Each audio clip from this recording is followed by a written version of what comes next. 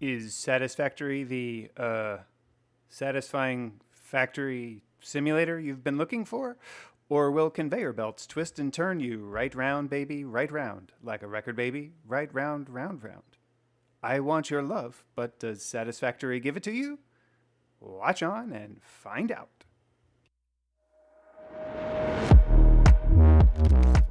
My name is Thoraxe, and this is Strategy for Busy People. If you've got a few minutes, I'll tell you what to play. I've been on a factory automation kick recently, so wouldn't you know that I tried out the phenomenon that is Satisfactory by Coffee Stain Studios. I put about 24 hours into this game. I'm starting to like this genre, but I've also got some serious problems with it. As is the typical start for these as well as survival crafting simulators, you find yourself dumped off somewhere on a planet with one goal: build some serious ish. In the case of Satisfactory, it's building a series of more and more complicated electronic widgets that are made from more basic widgets. You put these into the space elevator, and when you have done this enough times, presumably, the game ends. You start out with some basic hand tools and quickly build a base, which unlocks the ability to build some basic factory equipment. You then feed your base various supplies, which unlocks higher tier levels of manufacturing. You then lather, rinse, and repeat this sequence of operations, building more and more complicated things until you have done all the things. As you climb through the different unlocked tiers, you also unlock the ability to both detect and work with different materials. You start with iron, copper, and limestone, which allows for the fundamentals of base building. Limestone gives you the ability to make cement, which is then combined with iron plates to build base foundations. The use of base foundations makes for much more orderly construction of your factories, but this, to a degree, is where I found both the frustration and, weirdly, the fun. As with Dyson's Sphere program, which I also reviewed, you will find yourself building things from raw materials and then either combining these things or refining these things into other things. This is all handled via complex sequences of conveyor belts.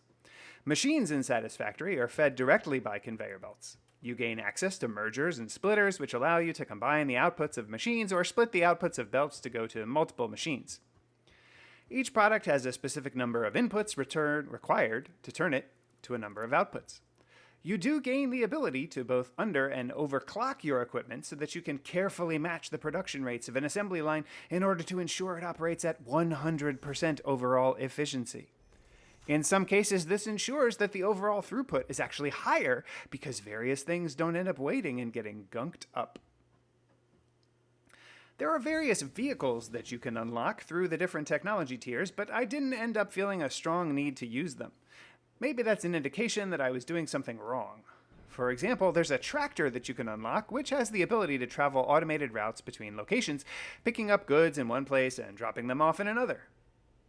The map for the planet for Satisfactory is quite large, and I could see a reason to be building assembly lines in far-off places and then shipping goods long distances back to a central location to be combined.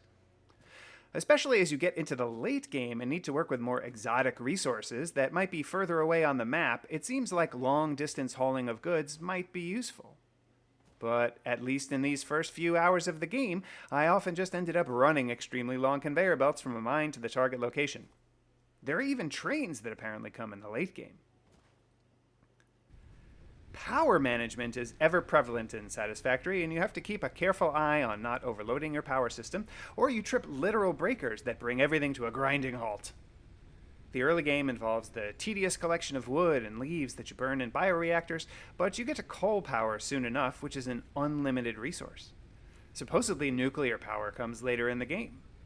Running power lines is a bit of a chore, but there are many chores with factory automation games. It kind of comes with the territory. As of my playtime, the game is still in early access mode, and this review was written about Update 8.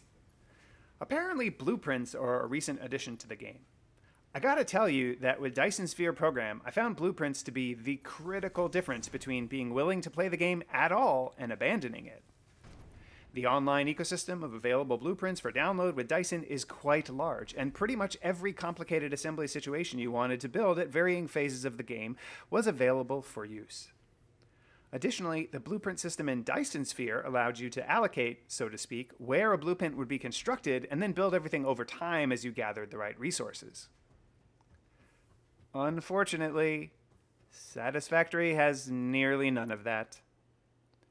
There are some places I found online to download blueprints, but the simple things that I was looking for didn't exist. You can relatively easily make your own blueprints by crafting the blueprint crafting station, building something inside the blueprint crafting station, and then saving it. It then becomes available as a thing that you can construct from the construction menu, but the size of the blueprint station is limited, so I really only ended up building one small blueprint for a combination of splitter and vertical conveyor that I was using for assemblers, which take 2 inputs. This brings us to some of the oddities and annoyances in the game. You can clip things in this game.